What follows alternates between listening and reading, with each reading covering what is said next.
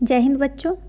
आज मैं आपके लिए लेकर आई हूँ सेंट्रल आइडिया आपकी क्लास 12th की फ्लेमिंगो बुक से, जिसमें हम आज की पोयम पढ़ रहे हैं अ रोड साइड स्टैंड। अ रोड साइड स्टैंड ये पोयम लिखी है रॉबर्ट फ्रॉस्ट ने।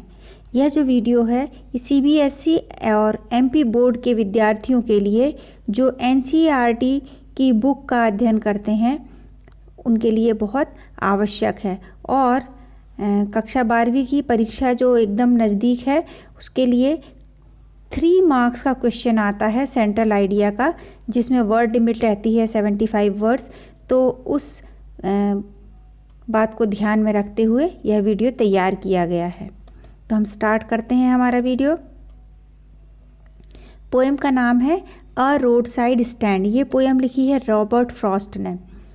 क्वेश्चन यदि हमें एग्ज़ाम में आता है तो क्वेश्चन होगा हमारा right central idea of the poem a road side stand, यानी अ रोड साइड स्टैंड कविता का केंद्रीय विचार लिखें। सेंट्रल आइडिया यानी होता है केंद्रीय विचार या मुख्य भाव। आंसर हमारा होगा इन A roadside stand, the poet Robert Frost describes the miserable condition of the people living in the countryside.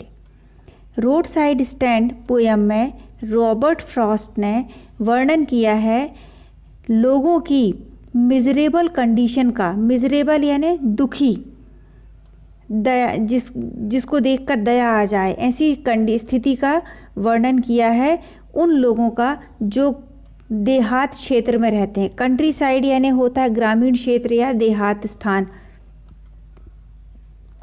तो ग्रामीण क्षेत्र की कठिन परिस्थितियों का, दुखी परिस्थितियों का वर्णन इस पोयम में किया गया है। The city people who drive through the country side hardly stop at the road side stand. शहर के लोग, द सिटी पीपल यानी शहर के लोग, who drive through the country side जो गांव के बीच से गुजरते हैं, थ्रू कंट्री साइड यानी के बीच से, गांव की सड़कों को चीरते हुए जो निकलते हैं, hardly stop at the road side stand, बहुत ही मुश्किल से वह, यानी हार्डली यानी कभी कभी या मुश्किल से वो रुकते हैं रोड साइड यानी सड़क के किनारे पे जो बने हुए स्टैंड है वहाँ पर। Nor do they care for the people who run it, और ना ही वे लोग जो शहर के लोग हैं जो गांव के लोगों, उन लोगों की तरफ ध्यान देते हैं जो उन रोड साइड स्टैंड को चलाते हैं। यहाँ पे रन करना यानी दौड़ना नहीं है, यहाँ पे रोड साइड स्टैंड को चलाने वाले वो लोग, उनके ऊपर भी शहर के लोगों का जो बड़ी गाड़ियों में ड्राइव करते हैं उनका ध्यान नहीं जाता है, केयर नहीं करते हैं, ध्यान नहीं देते हैं। If at all they do so to criticize the place and people, और यदि वो ध्यान देते भी हैं, if they at all they do so, यदि वो ऐसा करते भी हैं, they do करते हैं, they do so वो ऐसा इसलिए करते हैं, to criticize the place and the people, ताकि वह क्रिटिसाइज़ करना यानी होता आलोचना करना, उस स्थान की और वहाँ पे रहने वाले लोगों की आलोचना करने के लिए ही वह रुकते हैं और उस पर ध्यान देते हैं। Frost describes the living of the poor people with pitiless clarity, with deepest sympathy and humanity.